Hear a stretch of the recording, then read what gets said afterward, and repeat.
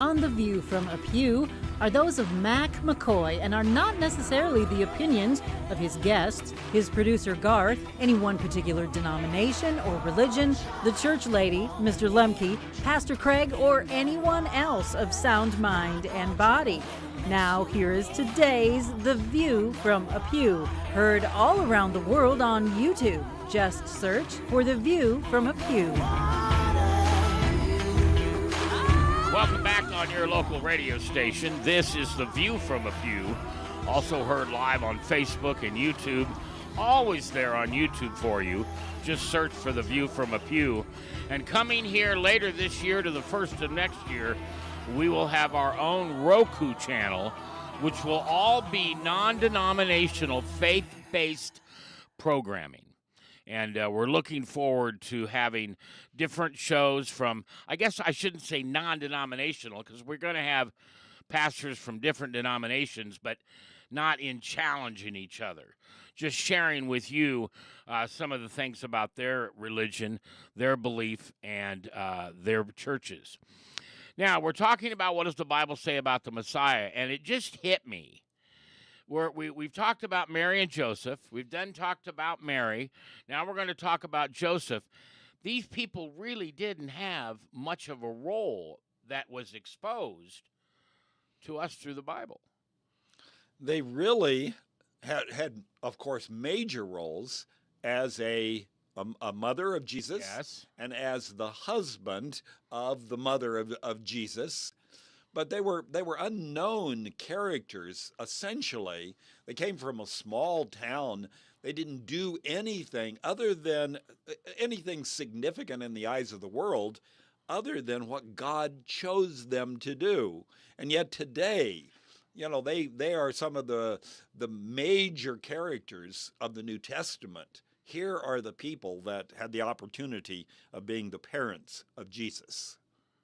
And you know, Mac, sometimes people say your importance in the world is how many columns, how many inches of news reporting go to your name, right? Yeah, well, even the prophets, the major prophets are the people who have the most amount of lines. That's right. Yeah. Well, here in the Gospels, Mary gets a bigger story.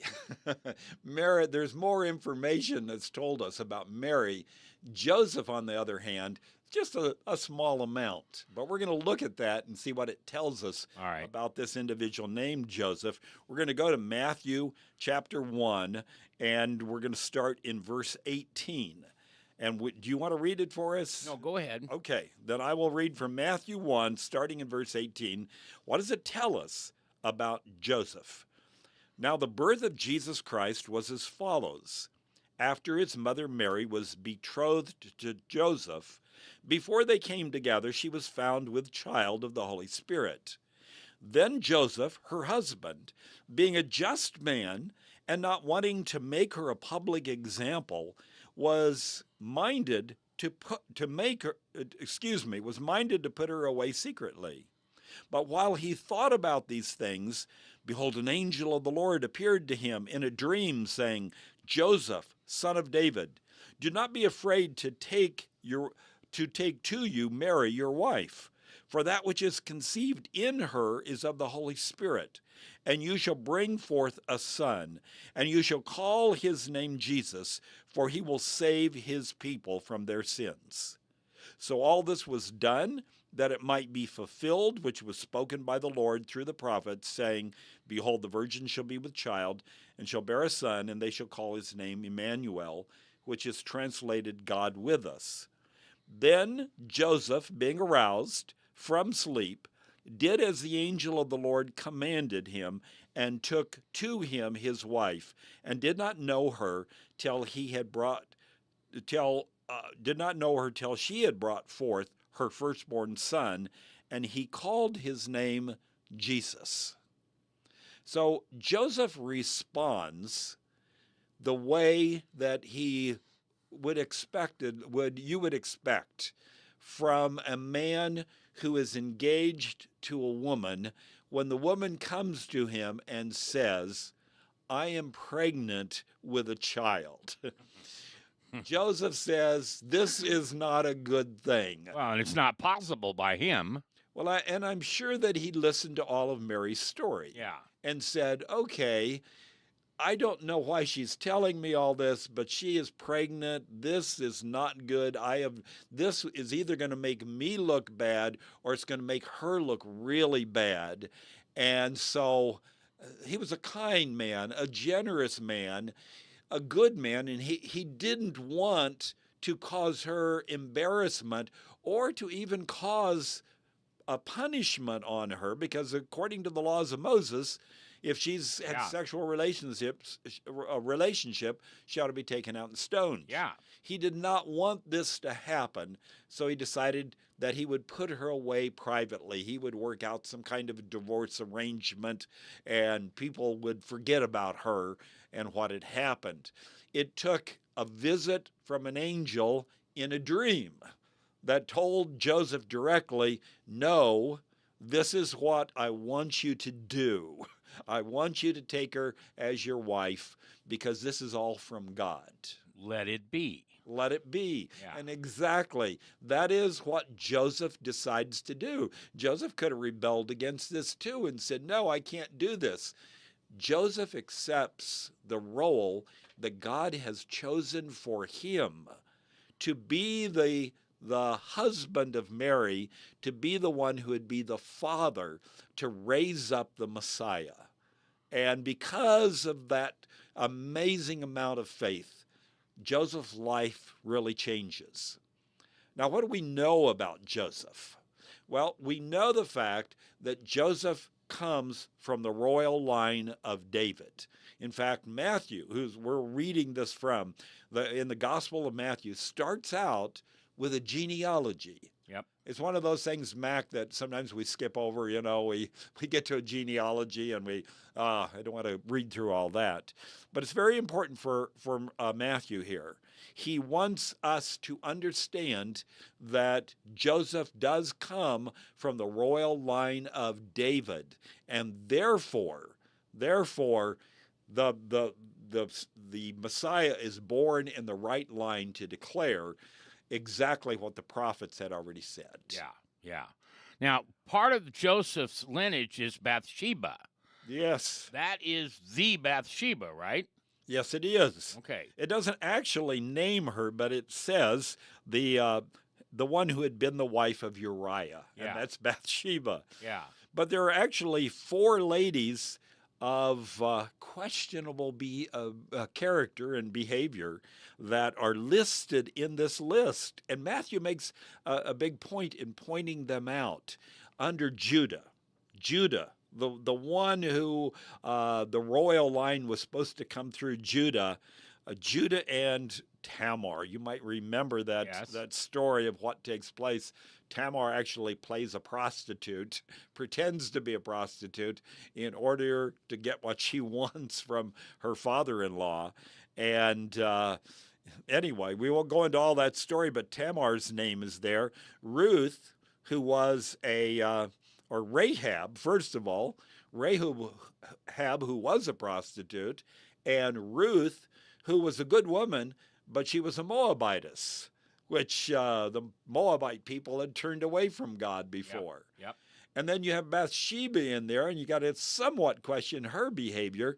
Matthew makes a big point in naming all 4 of these ladies. Why is that?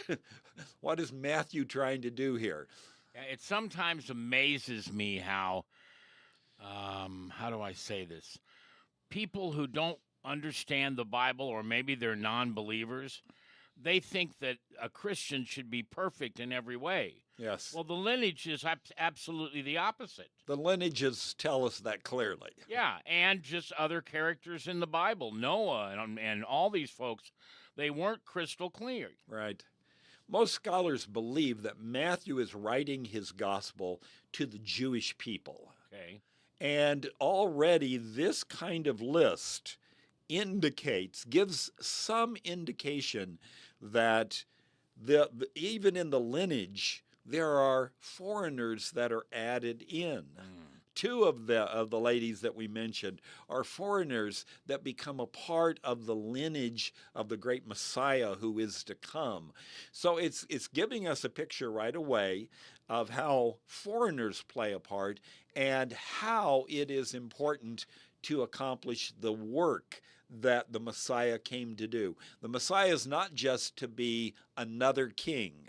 The Messiah has come to deal with the work of salvation. So that's very key, even in this lineage that we have of Joseph, that we see the bigger picture. And I think it's so cool that it has been prophesized over and over and over, and just like the index of a book, the prophecies follow exactly what happened. Exactly. Or what happened is exactly what the prophet said would happen. Yes. Now, Joseph actually doesn't get a lot of credit. You know, he gets very few lines really in the whole story, not only of the birth of Jesus, but also in the growth that takes place in Jesus' life later on. Excuse me. We do know that Joseph is a carpenter. Yeah. And we do know that Jesus grows up there in Nazareth. In fact, at one point in the New Testament, one of the Pharisees said, well, you're the son of a carpenter. Yes, that's right. It's known. So they know of Joseph. Apparently, Joseph dies relatively early in the life of Jesus, because when Jesus begins his ministry, there's no mention of at all of Joseph. Right. The last mention of Joseph is when Jesus read the scroll in the temple. Yes. At what age? 10, 11, 12, or whenever Jesus wandered away. That's right. Yeah. So he was going for his first Passover at that time. Yes. And it mentions Joseph was still there. But when Jesus actually begins his ministry, then he is even referred to as Mary's son. Yes. The people in Nazareth know him now as Mary's son because it's probably been several years that Joseph has been dead and gone. But he was a good man. We know that. He didn't try to put away Mary after he understood that this was from God. And by the way, Joseph is a strong man.